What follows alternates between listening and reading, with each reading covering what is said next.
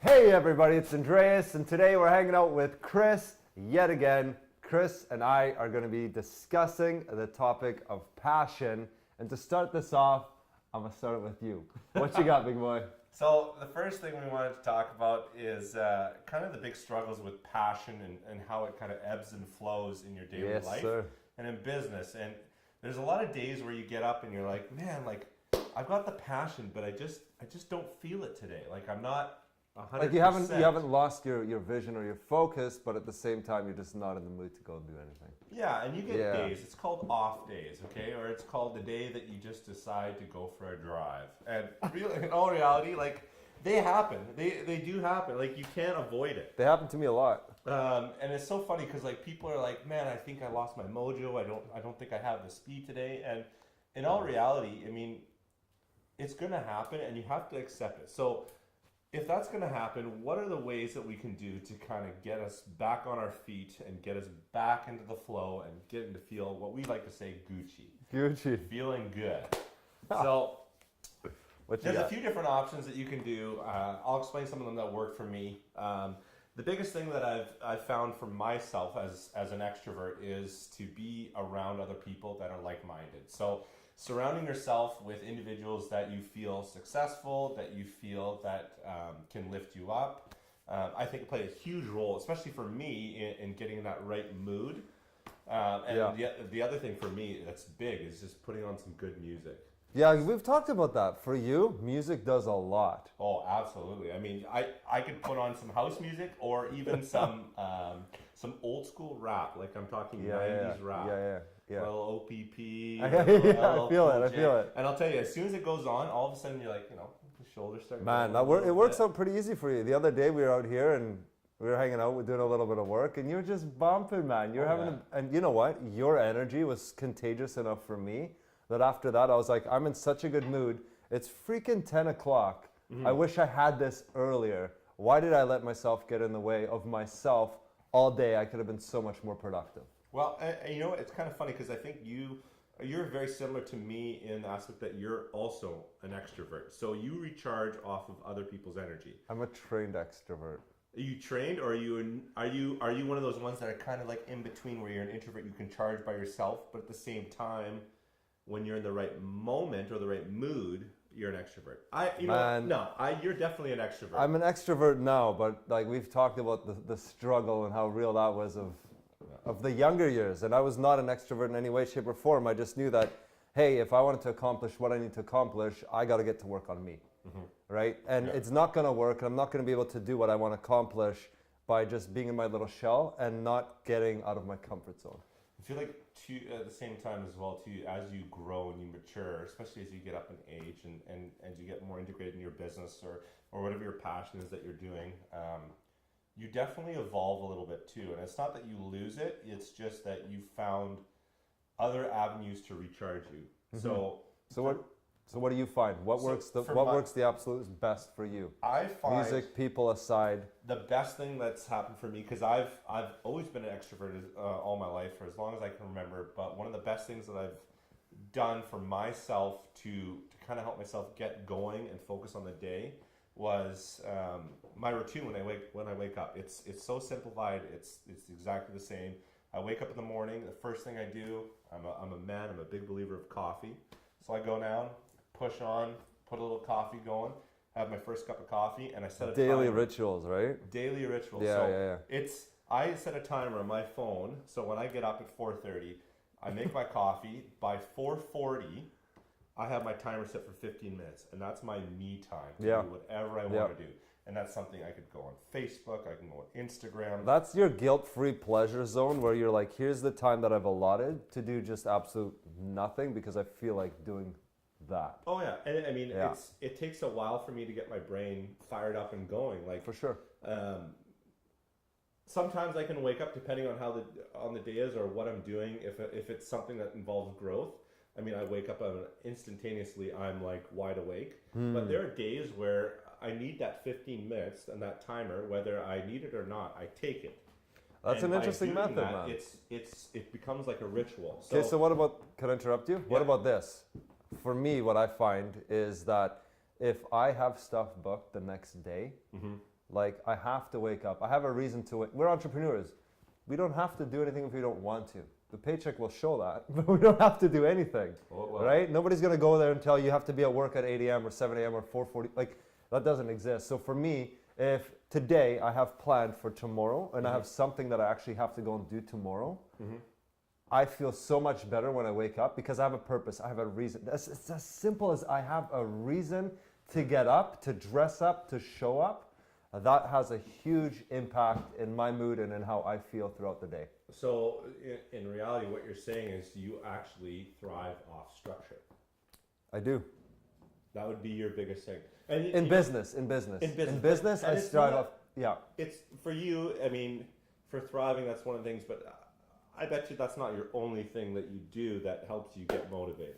No, but if we're just looking at it as a pure business aspect, like life is balance. Like for me, very, very quickly, if my family's in imbalance, or if I have not achieved my certain goal for the month, say financially, which is measurable, if that's in an imbalance, I find that all those little things, they trickle down and they affect all of my areas of my life. So I have to work very hard to essentially always keep the plate spinning, because if I don't keep the plate spinning, that's where I lose, because then that little devil on the shoulder, right? It's what your own brain gets in the way of absolutely everything. Oh, yeah, you get in your way. You start to doubt yourself, like literally within like February or January, and then February 1st to 7th. The difference in my ability to perform, it's like I can't even recognize me the first week of February after my little burnout session versus the month of January. In January, I was unstoppable. I could have done absolutely anything. I could have inspired anyone, any listing presentation, anything you put in front of me, I would have crushed it. Because my belief in myself and my ability to execute and my vision was just so crystal clear that nothing could stop me. Yeah, I think also too, and we've talked about it numerous times, and I mean, we've picked brains of other people in the industry, in real estate. Yeah. For myself, for painting, one of the big things we've learned is that, and I use it religiously, is accountability. And I found that even in accountability, maybe not so much for you, which we're working on. It makes a huge, the accountability, the whole reason why we have this. Like even the other day when we said, okay, we're getting Kyle over here, we're going to start him to do X, Y, and Z. Thomas is going to come, Julian's going to come, and we're going to do filming. Just that fact that other people were showing up. That was your structure. That was my structure, that was my accountability. I had no reason to be like, oh no, I can't perform, and I'm going to have my little picture. There's no reason. You just have to go and you have to perform. Because A, you got 3 guys that you're paying that are on the clock. You have to structure the day, you have to fill the day, you have to come up with enough stuff that they're going to do that's going to be, and it has to be beneficial to the point of like 2, 3, 4, 5 times the value. Because if I'm putting all my brain power into this, instead of into real estate, it better be paying off in a different way. Yeah. That makes sense, right? Yeah. Yeah. Well, I mean, I would say for me, from the hours that I work, I mean, I wake up super early and I go to bed super late, and I mean, I try and cram everything I can possibly in my industry for what I'm doing, and not only just scheduling myself and scheduling my employees, but also building into them and helping them grow. But one of the things that I've learned is that oftentimes, if I'm not feeling right, and music hasn't helped, accountability is depending on how it is. One thing I've learned is just actually focusing on learning. So my biggest belief, that's such a good point. In everything is if you're stagnant in what you're doing, you're never going to be happy. You become complacent a lot of times too. It is. And it is. if you're not learning in your industry, or you get to a point where you're at a threshold and you can't go any farther, sometimes realistically, you're at your peak. Like, you need to. In cases like that, you need to lean on other people, right? So in our jobs, in our industries, like we're the motivators for everybody else. All day long, people are depending on us. All day long, problems are being thrown at us that we have to solve, that we have to get creative with. What happens when you filled everybody's cups so high and you've let yours deplete, right? That's where we turn to stuff like the books or Audible, where we go to our mentors and we let them fill us up again, because unless we're good, we're useless. Yeah, like, but the pursuit of growth, I think more so fuels 100%, us than anything else. 100%. You have to always be moving forward, even if it's like if you look at like 1% growth a month, if you break it down that small, like look at that in 20 years and tell me where you're at. Yeah, but the thing that people need to realize is that when you look at growth, it's not a sprint, it's a marathon. So there are times where you're going to be slow. That's such a good point. You're going to be slow, and you're going to see like those small little increments of growth, and you're like, man, I'm not happy with it. And you know what? It happens. But you have to look at the bigger picture behind it. Hold up. This is such a great point. I love this point because, so for me, like you probably as well, like I'm super critical on me. So critical that like you don't have to tell me shit. And you don't. You're actually exceptionally good at this kind of stuff where when I screw up, you say nothing.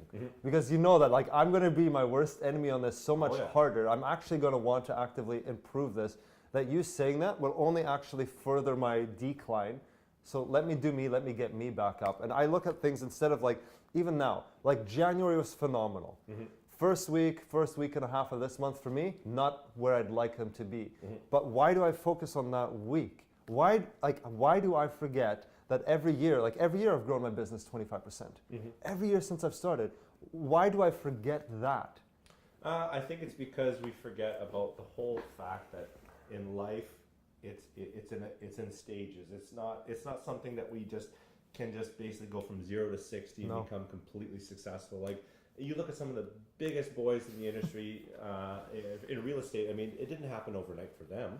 No. In the painting world, it didn't happen overnight for them. They just didn't become a success. No, they worked at it. They grew. Sometimes they were slower. Sometimes they were better. They studied themselves, and the biggest thing is like not to be super hard on yourself when you're having your slow periods. Like one of the things that I was trying to teach Tommy is like, listen, understand this. Currently, our head state is not at the production point that we would like it to be. Where we're like, and the difference is literally this, we're in 1 hour. Like sometimes it's such a vast difference that in 1-2 hours, we can accomplish more than we can accomplish in a week, just pushing through it when we're not in the right headspace. So we look at it like, we're gonna understand that this is currently where our head state is at. So what's that mean? It means that we need to refuel us. So what do? We go, okay, we're not gonna feel guilty about simply like going out, going 4x4, going out and going fishing. No. And people like you look at like this, like we're trying to build a lifestyle. We're trying to live a life by design, so to say.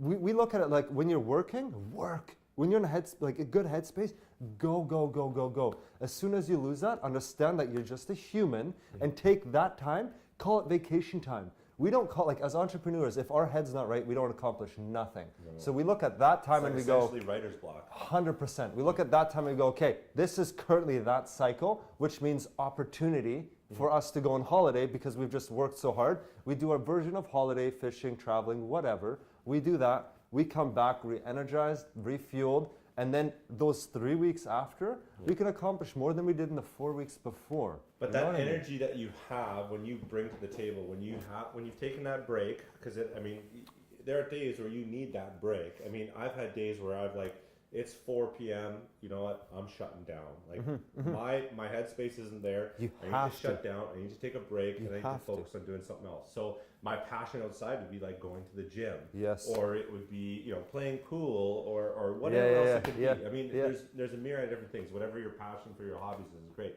And what I've learned is that if you do that and you come back headstrong back into what you want to do and your passions, that kind of stuff, your influence towards everybody else around you is going to be affected. So 100%. I'll give you a prime example. I know the other day we were filming and our headspace just wasn't quite there, and we pushed through it.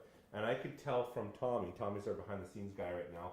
Tommy wasn't even feeling it either, and I think it was because he was feeding vibe. It was our vibe. Because when we're good, that boy produces. Yeah, Tommy, what did you feel like the last time we felt?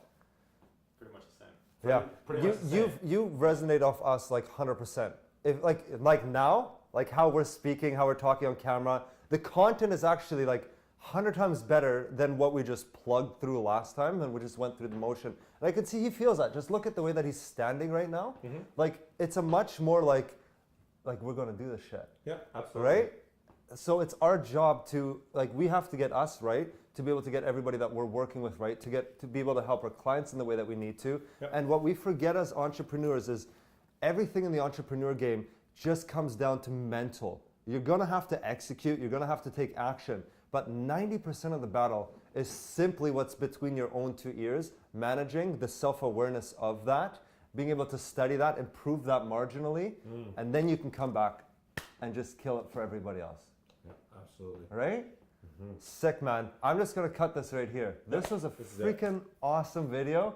I feel so much better, man. Yeah, it was. Okay. I hope that helped you guys. If you guys have any ideas or suggestions for videos of us to do in the future, or questions specifically about business, sales, anything that you guys have ideas on, give us a shout and we'll try and do our best to answer them moving forward.